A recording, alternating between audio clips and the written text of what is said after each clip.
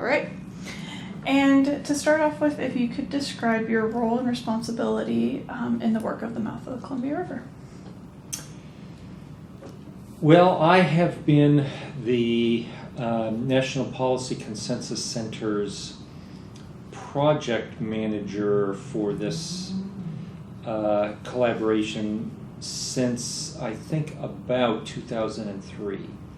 So it started off really with a different name because we were more focused. We were really focused on the South Jetty area initially, but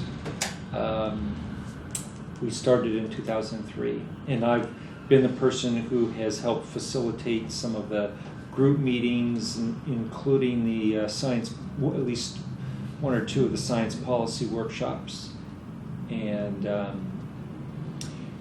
at this point, I'm still involved, although more peripherally, and I'm kind of oversee our contract project manager, which is Kogan Owens Kogan.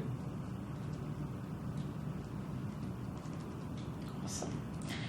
And can you describe what the problem is that this group is trying to solve to someone that's maybe not on the inside? Yeah, actually, that's a good question because we've realized recently, I think, that we've been so focused on the implementation of the project that we need to remind ourselves what it is that we're trying to do here.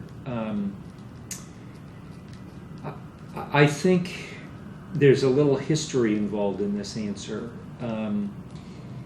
There were a number of studies done in the late 1990s and the early 2000s by a number of scientists, including Oregon's Department of Geology and Mineral Industries. And what they determined is that a large amount of sand that had been historically deposited off of the mouth of the Columbia River and had been frankly used to replenish and feed a lot of the beaches, particularly to the north but also to the south, that large area of sand was rapidly being depleted, and that it had ramifications both for the beaches, particularly to the north in Washington, and for wildlife habitat that depends upon that sand.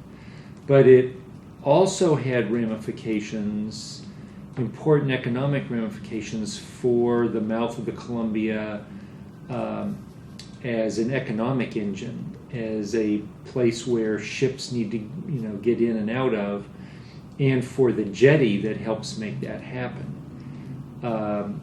And without the sand there, you essentially had a lot of southwest storms in the winter hitting the jetty full strength, and doing significant damage to the jetties, with the potential actually for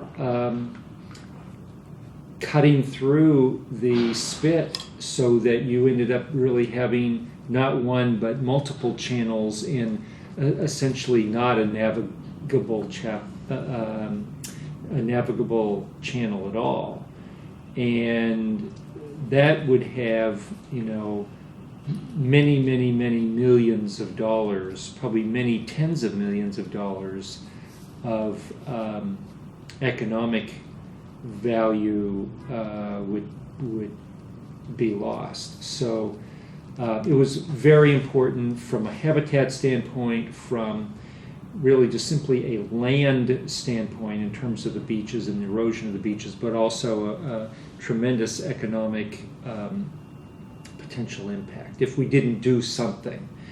And the goal, therefore, of the project was to sort of reestablish that base of sand off the mouth of the Columbia, to keep it, as we say, in the littoral zone so that it can replenish the beaches, But to do that in a way that you don't, through your dispersal methods, that you don't have negative impacts, particularly to the crabbing industry, but also to other shellfish and fish species. So that's really been the goal, is to see if we can do that. Can we replenish sort of natural processes in a way that doesn't harm fish and commercial fish in particular? Awesome. And can you describe in your own words some of the current solutions being pursued? Well, the Lower Columbia Solutions Group, a few years ago, I think 3 years ago now, signed a declaration of cooperation that outlined a plan that would include 4 new disposal areas or dispersal areas for dredged sediments. And I want to emphasize that these are clean dredged sediments. We're talking about sand that is dredged from the mouth of the Columbia River to keep the channel open. There are about, I believe, 3 million cubic yards of material that are dredged each year. And a good portion of that material is now going to a deep water site. And once it gets deposited in that deep water site, it is lost to the littoral zone. And that is part of the problem here. So the solution is to establish some near-shore disposal sites and also some on-beach dispersal sites. We have one of each method that's been identified both on the Washington side and on the Oregon side of the mouth of the Columbia. And so far, all of our implementation efforts have been on the near shore site on the Oregon side of the Columbia River. And we are just beginning to do a little bit of work and reconnaissance on the Washington side this year. And then you became involved with the project in 2003. During that time, how would you rate the collaboration of the group? And this is an anonymized 1 to 5 rating, 1 being very poor, right. 5 being very good. Well, first of all, you need to understand that this project was initiated out of a legacy of a great deal of acrimony that came out of the channel deepening process, and as well an earlier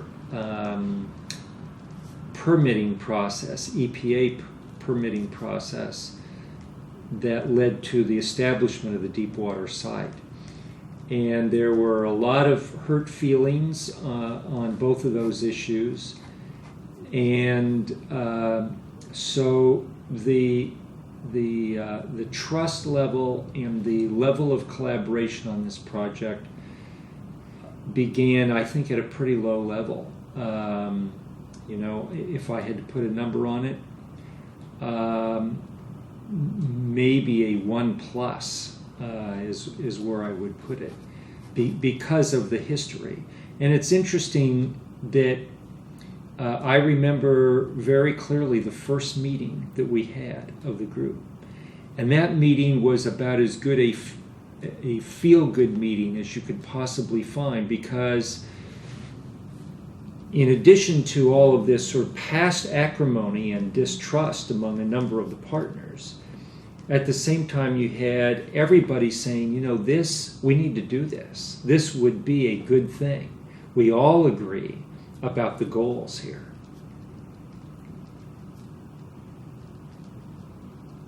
What we disagree on, and there was significant disagreement, is whether it can work and whether we can trust the other people at the table to make it work.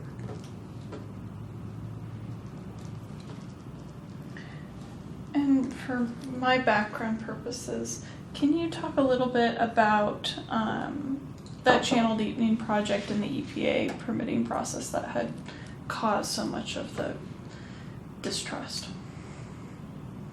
Well, they were separate, although slightly connected. There was, in the late 1990s, a very long and acrimonious process to determine whether or not the Columbia River Channel should be deepening to allow larger ships to come upriver to the port of Portland and other ports.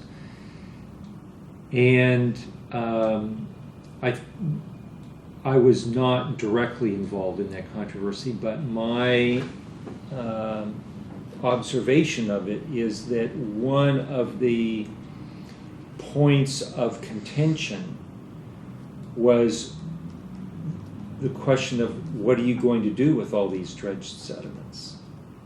And in order to make the proposal work, there had to be a plan for how to manage those sediments. So, interestingly, I think there was a lot of